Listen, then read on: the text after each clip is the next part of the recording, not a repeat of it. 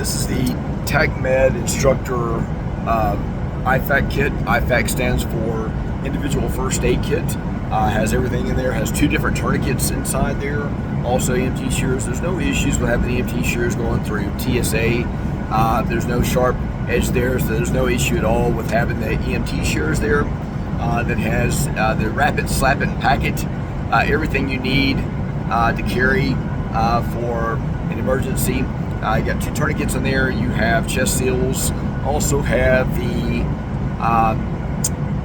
NPA, Nasopharyngeal Airway. Also put in an OPA, Oropharyngeal Airway.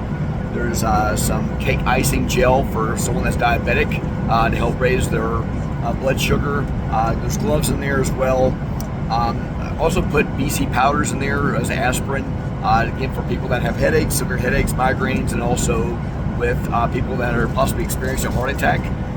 Great things to have when I carry inside my personal carry-on for doing executive protection details. Other things to also think about as well in carrying as far as doing executive protection is also I carry a blood oxygen monitor and a set of extra batteries in there as well to be able to see the blood oxygen level and also see the heart rate.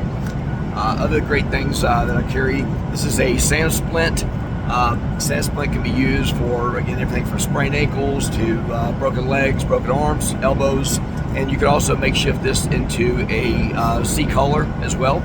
If you did not have this, another improvised way, if you did not have a C-collar available or did not have a sand splint to make a C-collar in, you can also use an inflatable pillow as well to use to help support the neck on a injury of a fall. Other things as well that you could also have in your carry-on or a stethoscope to be able to check people's blood pressure as well, some extra gloves, and also extra medications as well.